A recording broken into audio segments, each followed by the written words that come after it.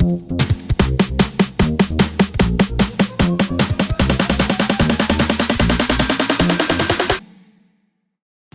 guys, welcome back to Chit Chat. Today we're going to be talking about murders. They are the Lonely Hearts Killers. Today's murderers, they are Raymond Martinez Fernandez and Marta Jewel Beck. They were an American serial killer couple. They were convicted of one murder.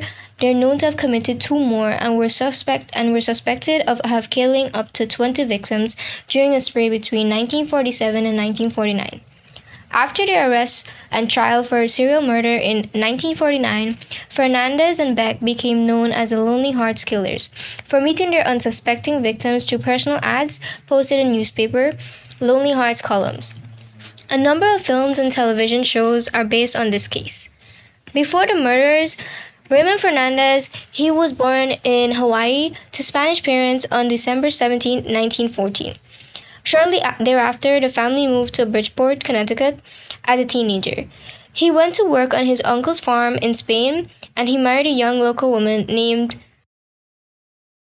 Her name was Robles, and they had 4 children together, all of whom he abandoned later in life. He served in the Spanish Merchant Navy and with British intelligence services during World War II. Upon his release from a hospital, Fernandez stole some clothing and was subsequently imprisoned for a year, during which time his cellmate converted him to a belief in voodoo. So he started believing in voodoo and black magic. Fernandez later claimed that black magic gave him irresistible power and charm over women. Oh, okay. That's crazy. Okay. So I think he fought during World War II, and of course he's gonna have some mental ill. He's not mentally ill, but he's been through stuff. Mm-hmm. And he okay, but believing that you're that's crazy. Yeah. Anyways, so Marta Beck, she was born on May 6, 1920. So allegedly she had a problem with obesity. She was overweight and underwent puberty prematurely. At her trial, she have claimed to be she'd been raped by her brother. Anyways, after that, she became an undertaker's assistant and prepared female bodies for burial. She then quit that job and she moved to California. She then worked as a nurse in a United States Army hospital. And then while living in California, she became pregnant, but the father of the baby, he didn't want to marry her, so he left. So she went back to her town and she told everybody that he's dead. And then everybody they felt bad for her. So yeah, she was a single mother with a child, and she told people that the father of the child is dead. So after that the story that she told them was published in the newspaper. So after her daughter was born, she became pregnant again by a bus driver. And then they married, but then they got divorced because, I don't know. But she had another child. She was pregnant with another child. So she has 2 children. She has a daughter and she has a son. And then her second husband, he left her. So she's now unemployed and she's a single mother. So, yeah. She then, after that, she's in a fantasy world. She began watching a lot of romantic movies and a lot of, novels and, reading them. So, she fell in love with love. And then, after that, she found a job at a hospital for children. She placed a Lonely Hearts ad in 1947, and Raymond, he answered the ad. So the murders that they both convicted. So Fernandez, she visited Fernandez, and she told everybody that they were married. They weren't. She then left her 2 children to go with this man, and she was fired by her job. So she packed everything that she had and she went to stay with him in New York. And he was enjoying the way that she was obsessive over him. So she just left her children and went with this man. And then yeah, she just left her. She left them to the Salvation Army to devote herself without any distractions. She did not want to be distracted.